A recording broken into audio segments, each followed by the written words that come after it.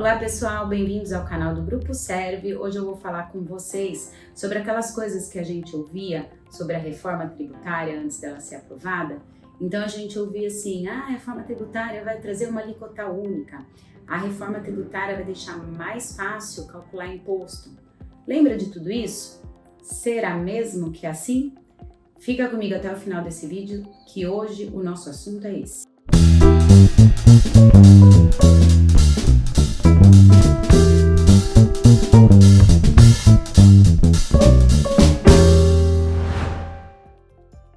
Eles prometeram pra gente que a reforma tributária ia trazer uma alíquota única.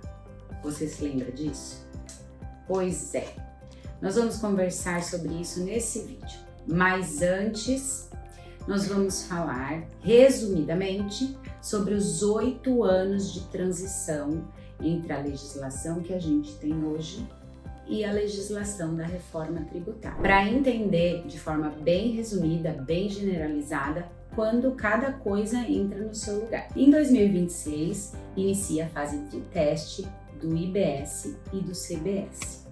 Mas a nova nota fiscal, com os devidos destaques, já será obrigatória. E em 2027, nós temos a extinção do PIS e da COFINS e a entrada definitiva do CBS. E também teremos a entrada do novo imposto seletivo, o IS, que vai incidir sobre os produtos nocivos à saúde e ao meio ambiente, como, por exemplo, as bebidas alcoólicas e os combustíveis. De 2029 a 2033, nós teremos então um período mais longo de transição para a extinção do ICMS e do ISS e entrada definitiva em vigor do IBS. E também teremos neste período o CBF mais o IBS, formando o que se tem chamado de IVA dual. Vai haver sim, de alguma maneira, uma simplificação, porque o cenário atual é uma legislação para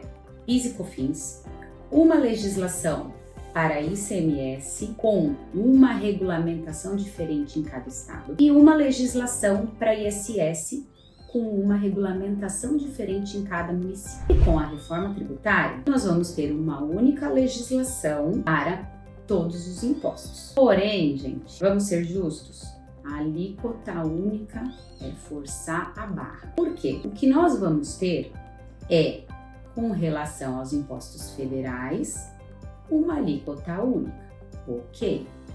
Mas com relação ao IBS, que é parte estadual e parte municipal, o que nós vamos ter é uma resolução do Senado com alíquotas de referência para esse imposto. E a partir daí começa a confusão, porque os estados e os municípios poderão ou não aderir à alíquota de referência. Então, num cenário otimista, nós teríamos uma alíquota única. Porém, no cenário mais pessimista, em que nenhum estado e nenhum município faça a adesão a essa alíquota de referência, nós vamos ter uma alíquota diferente para cada município. Vocês lembram também que prometeram pra gente que com a reforma tributária a alíquota seria única e igual para todas as atividades? Pois é, isso também é meia verdade. Mas antes da gente falar sobre isso, se você estiver curtindo esse vídeo, se inscreve aqui no canal. Nós temos falado bastante da reforma tributária e vamos nos dedicar a isso até o final desse ano. Então já se inscreve, curte, compartilhe os nossos vídeos com os seus amigos que também podem ter interesse nesse tema. E todas as vezes que a gente lançar um vídeo novo, você vai ser notificado para acompanhar com a gente toda essa transformação e se preparar para isso. Então, voltando ao assunto da alíquota ser igual para todas as atividades. Como que vai funcionar isso? A princípio, teremos sim uma alíquota igual. Lembrando que ela vai ser única em cada município e igual, entre aspas, para todas as atividades.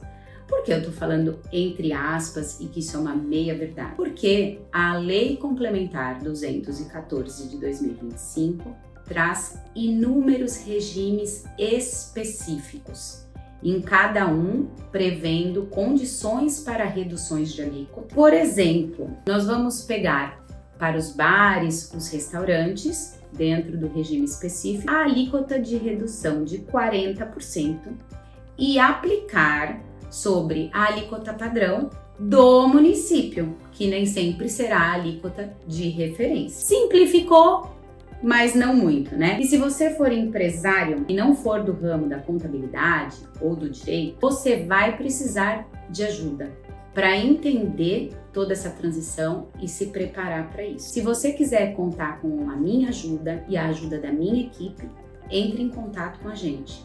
A Serve tem a solução que serve para você.